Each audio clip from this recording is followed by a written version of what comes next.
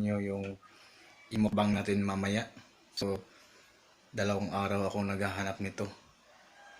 Ito yung tinatawag ng ihi ng baklang kapre. So, yun, nakita ko na yung ihi ng baklang kapre. Kakain ito mamaya sa mukbang natin. Papakita ko lang to. So, basic lang to. Yan o. So, marami-rami na to.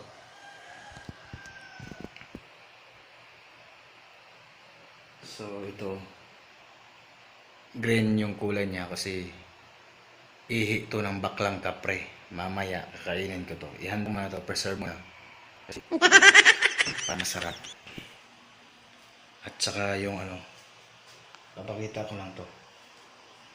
Ito kasali lang to sa mukbang kumaya.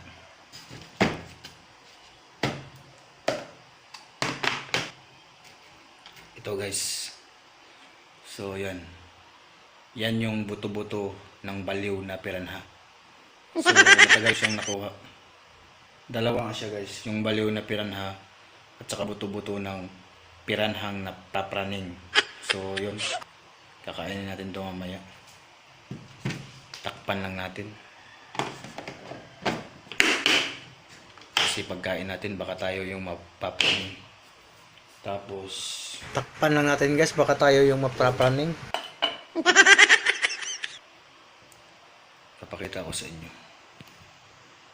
Ito yung abdo ng kapre. Yung uugod-ugod na kapre, kinuhaan ko siya ng abdo. Ito. Kakainin natin yan mamaya.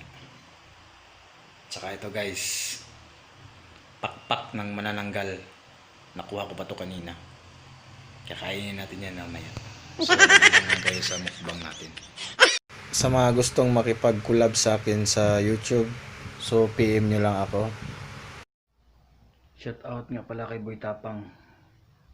Yung makipag-collab sa akin, nakakain daw kami ng yung utot ng duwinding ina-ulcer.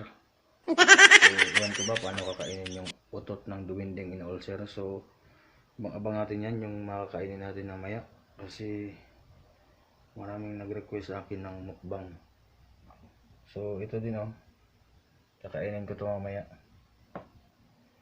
Yan yung ihi ng duwindi na may goiter. So, maganda daw to. Inumin natin to mamaya. Ihi ng duwinding ginugweter. So maganda sa video na i-release natin. So patikim pa lang yan.